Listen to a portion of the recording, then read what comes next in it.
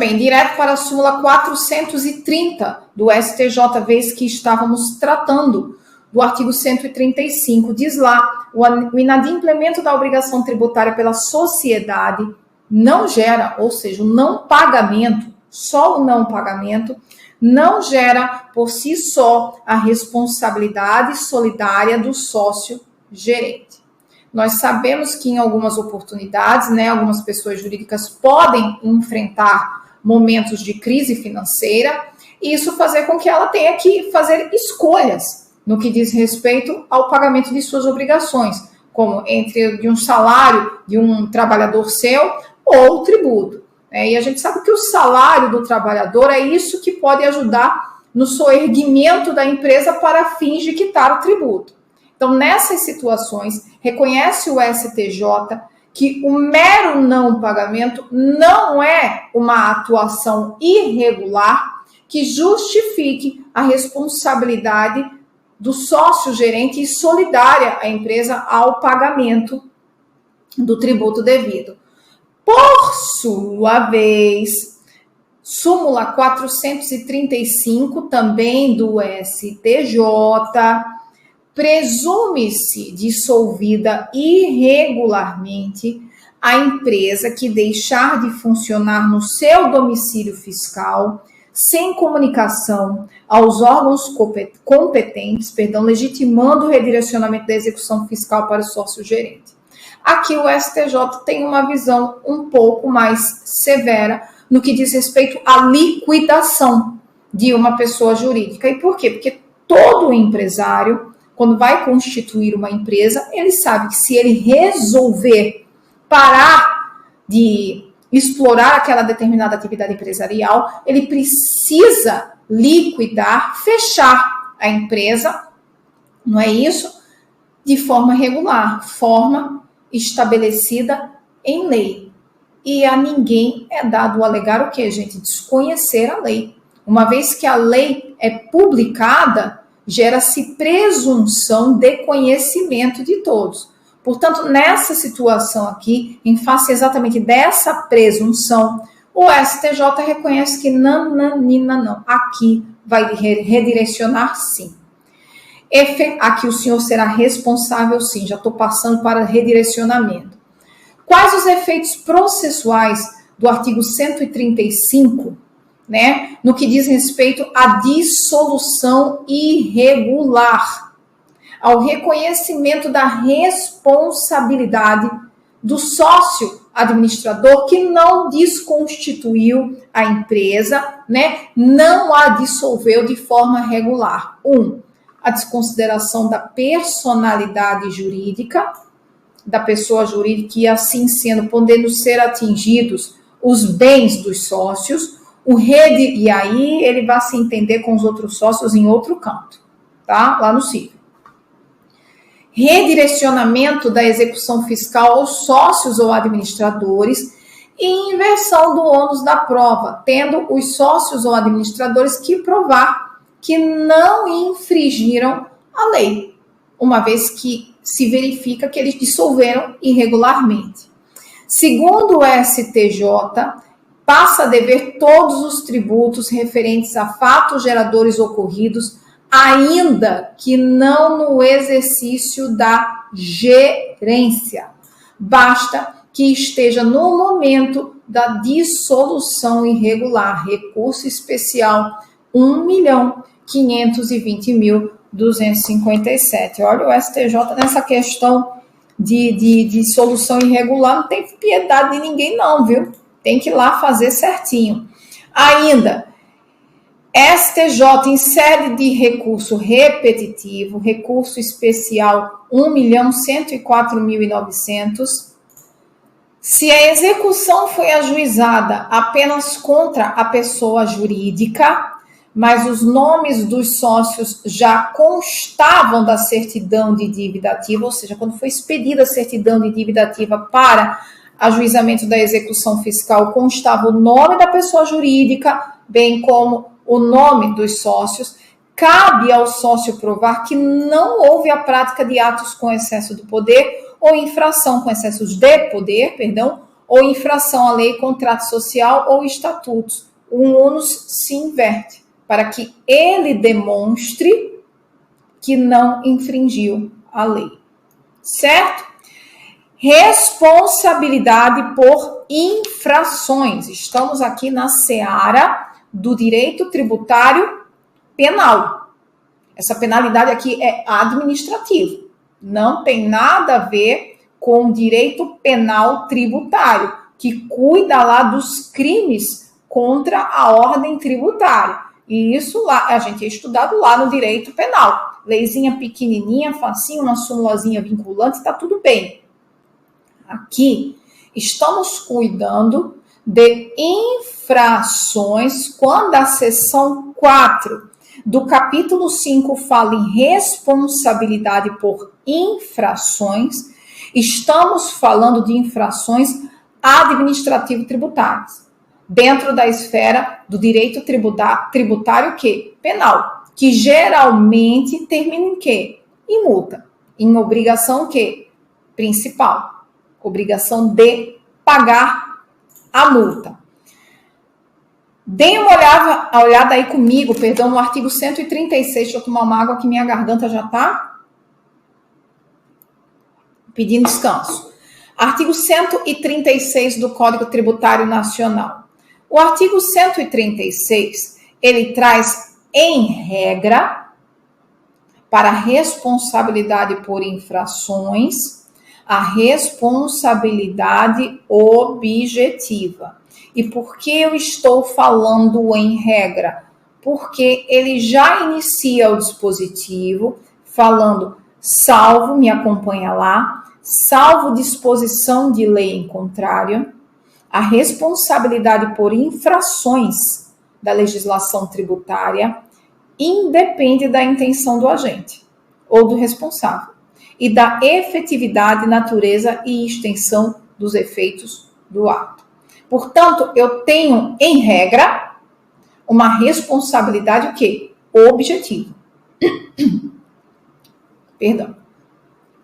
Isso quer dizer que o legislador, ele pode reconhecer em algumas situações de infração administrativa tributária a responsabilidade o quê? Responsabilidade subjetiva.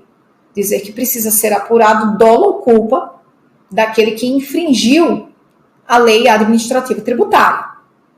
Certo? Certo. Porém, se isso não vier, essa ressalva não vier em lei, o que equivale? O artigo 136 do Código Tributário Nacional, em que não se é aferida a responsabilidade subjetiva, mas apenas a objetiva, não se verifica dolo ou culpa. Perdão.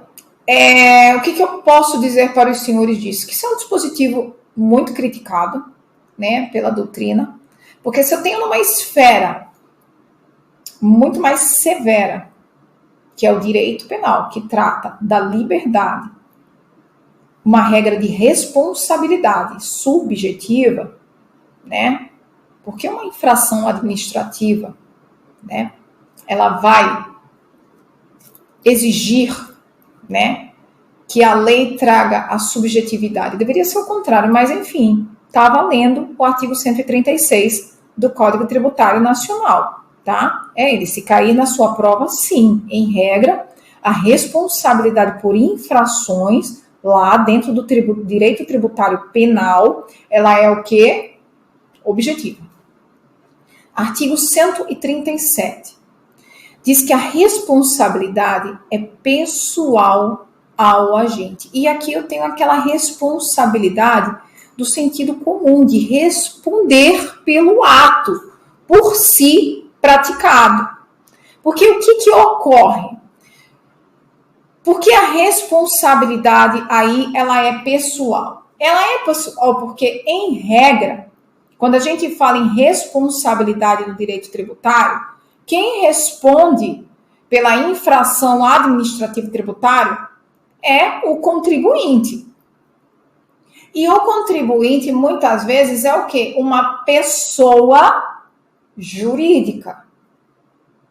Entretanto, Então, em regra, seria a pessoa. Dentro desse corpo societário eu tenho um administrador, mas quem existe para a fazenda pública é a pessoa jurídica. E quem é o contribuinte é a pessoa jurídica, é o CNPJ. Só que nós sabemos que, em face da teoria da realidade técnica, o que eu tenho ali é um corpo de pessoas que respondem, que administram aquela pessoa jurídica. Não é isso?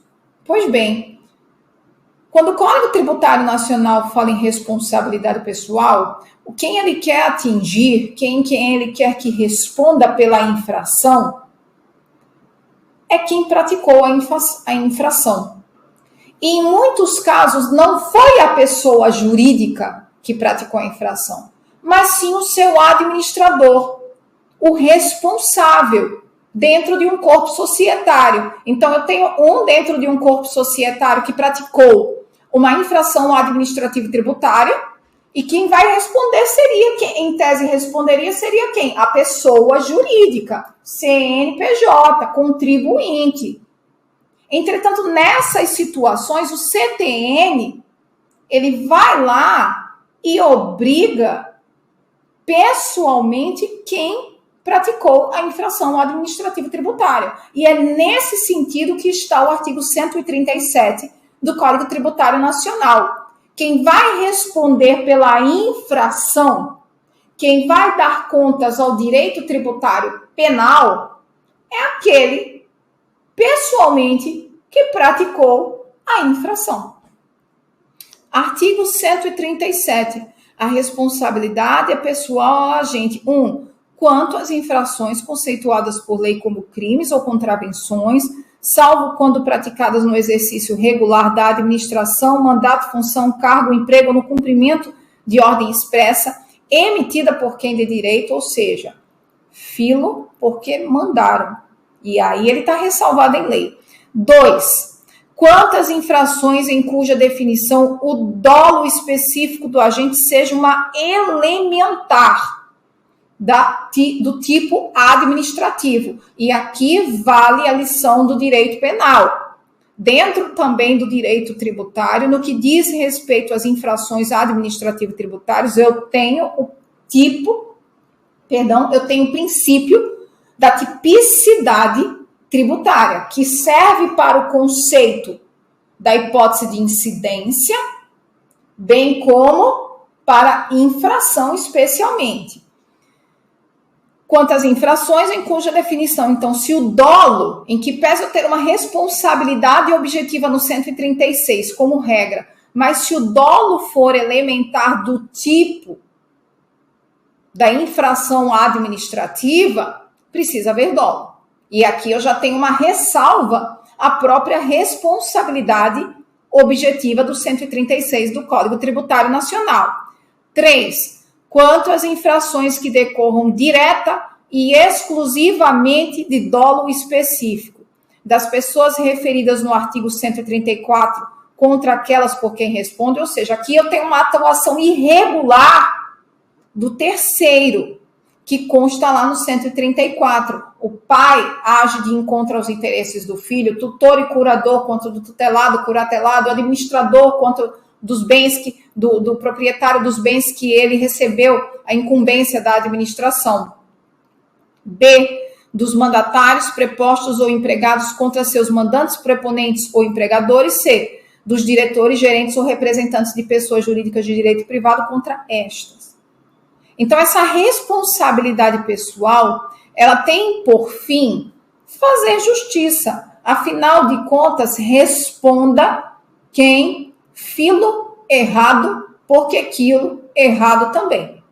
E não responda a pessoa jurídica. Vale especialmente, quando eu falo, gente, de uma empresa individual, uma sociedade individual, é muito fácil de se perceber essa responsabilidade pessoal. Por quê? Porque eu tenho uma sociedade, né, de uma única pessoa. Eu só tenho o quê? A constituição nos termos das normas empresariais para evitar o quê?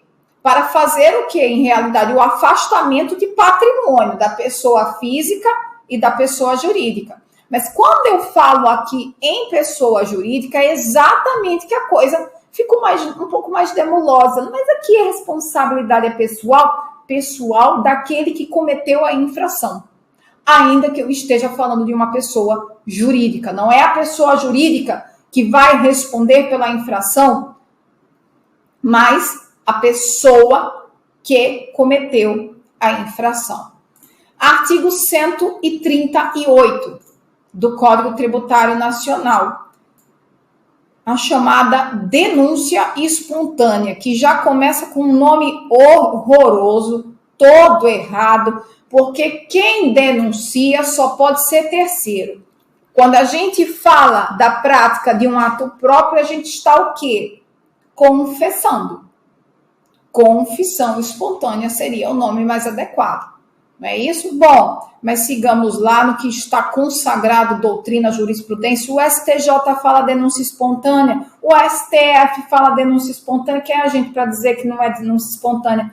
E o CTN fala, pois bem, mas que está errado, tá?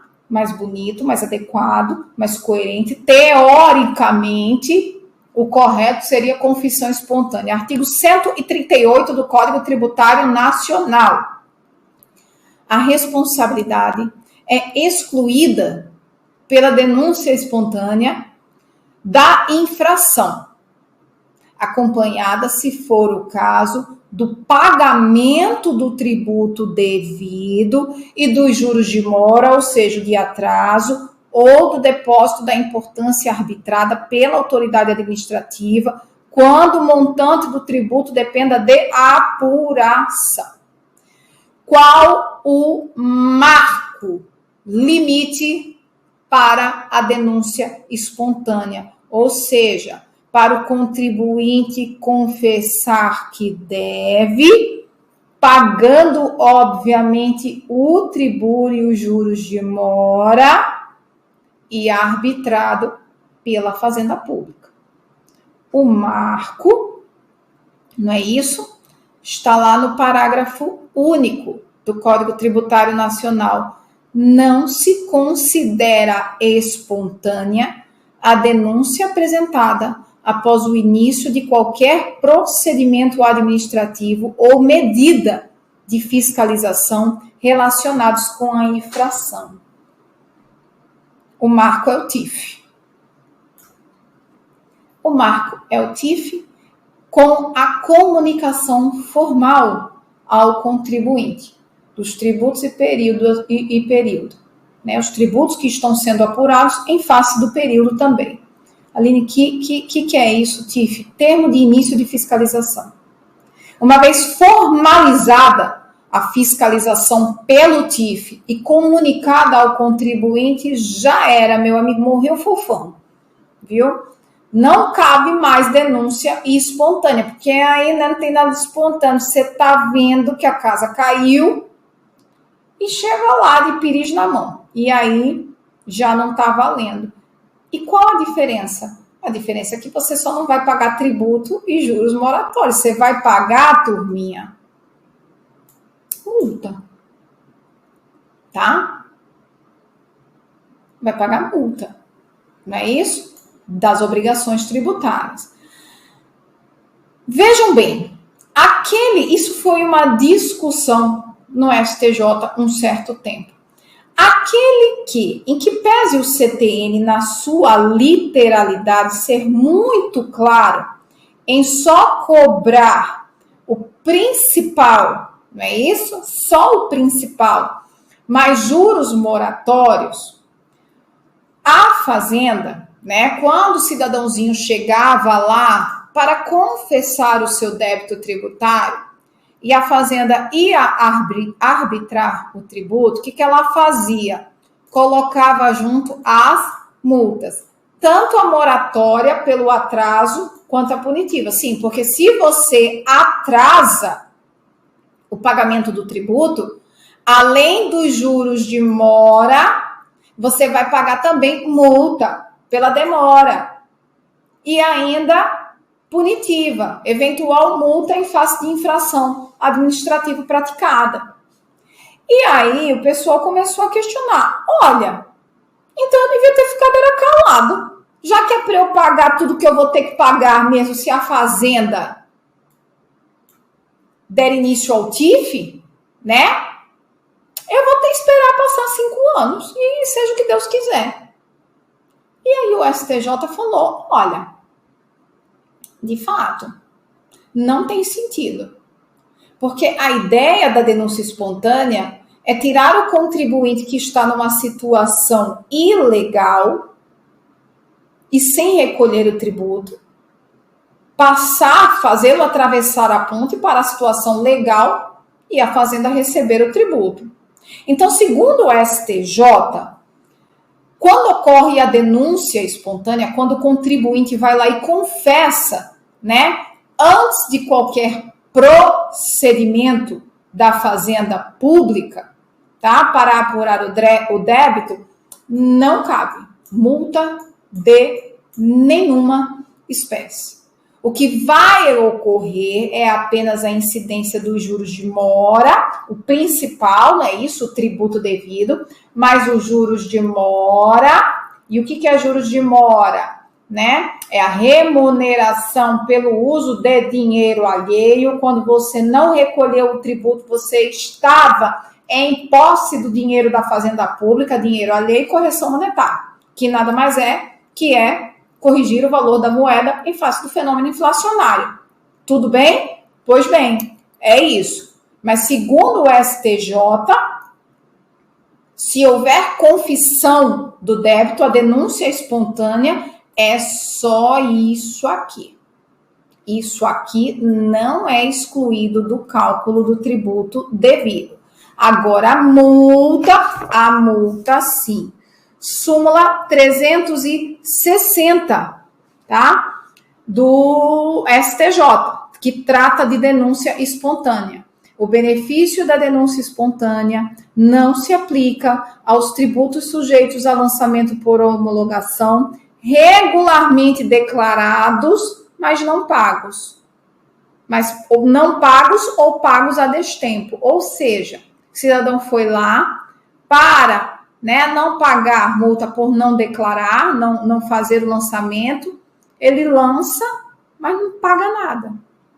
Fica lá só esperando os 5 anos. Pergunta, e parcelamento, gente? Parcelamento de débito tributário, pedido de parcelamento. Cabe? Pode-se valer do 138? Quem pede o parcelamento da dívida tributária vai poder só pagar juros de mora e correção monetária? Pedido de parcelamento? Não. Segundo o STJ, não. E por quê? Porque o artigo 138 ele é muito claro no sentido de exigir o pagamento da integralidade do tributo e não o parcelamento. E aí, quando vai para o parcelamento, vai com esse pacotão aqui. Certo? Pois bem, estamos finalizando esse módulo que trata da obrigação tributária, que decorre de quem? Da ocorrência do fato gerador.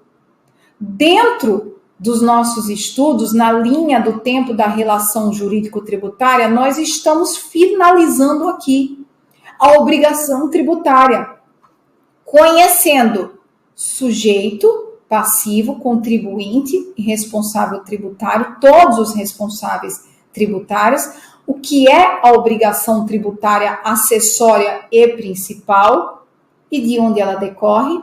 Do fato gerador. O artigo 114 do Código Tributário Nacional diz que fato gerador da obrigação principal é a situação definida em lei, necessária e suficiente à sua ocorrência. Ou seja, se você aufere renda, tem disponibilidade jurídica de recursos, não importa todo o acessório em volta desse oferimento de renda, se é fruto de ilícito ou de ilícito, o que é suficiente à lei tributária, ao pagamento, né, ao fato gerador do imposto de renda, oferir renda. Ponto. Não importa se essa renda é lícita ou ilícita, perceba, necessário e suficiente à ocorrência da lei. Proprietário de veículo automotor. Não importa se doado, olha, mas eu não tinha dinheirinho, eu ganhei esse carro, então não tenho capacidade. Não. No que você ganhou, você é proprietário, necessário e suficiente ao fato gerador do IPVA. Portanto, eu não interpreto a lei que estabelece o fato gerador da obrigação tributária, levando em consideração as circunstâncias em volta do fato gerador, mas apenas aquilo que é suficiente e necessário à ocorrência do fato gerador, dentro da ideia da tipicidade estrita da norma tributária que deve definir o fato gerador. Artigo 115, fato gerador da obrigação acessória, ou seja, de fazer ou não fazer, é qualquer situação que na forma da legislação, ó, aqui a diferença, aqui a gente já está falando de obrigação acessória, então eu tenho ela regulada por legislação aplicável, impõe a prática, fazer, ou abstenção, não fazer, de ato que não configure obrigação principal. Ou seja, se não for obrigação principal, eu estou falando de fato gerador de obrigação acessória. O fato gerador no tempo, diz o artigo 116 do Código Tributário Nacional, salvo disposição de lei em contrário, considera-se ocorrido no tempo o fato gerador,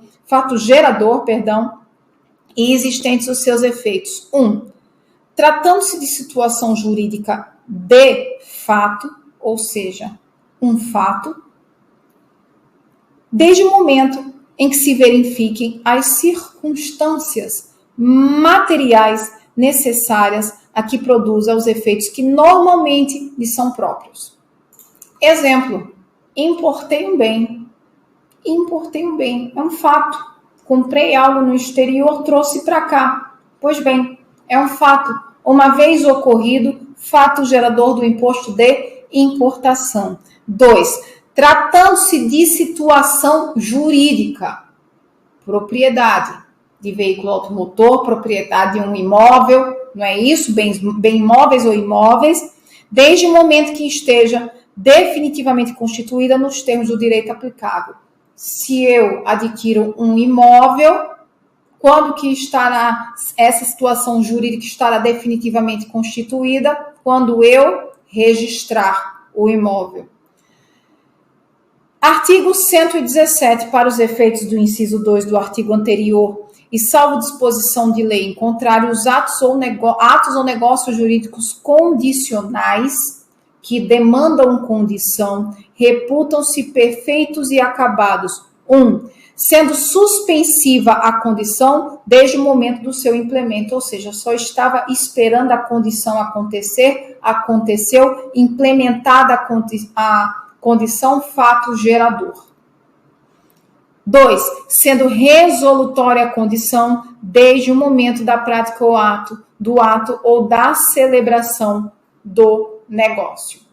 Súmula novíssima do STJ. Novíssima não, mas tem menos tempo, então o nível de probabilidade é altíssimo de estar lá na sua prova. Súmula 671 do STJ. Não incide o IPI quando sobrevém furto ou roubo do produto industrializado após a sua saída do estabelecimento industrial ou equiparado e antes de sua entrega ao adquirente. Por quê? Porque não terminou o evento de circulação do IPI, do bem ou do negócio que foi fabricado.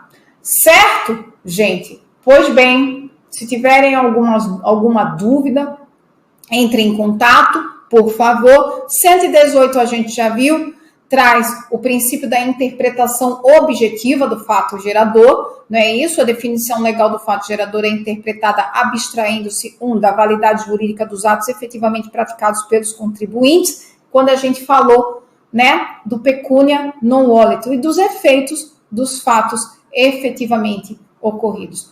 Pois bem, nos vemos em breve, até o próximo módulo, e a gente começa com crédito tributário. Até mais!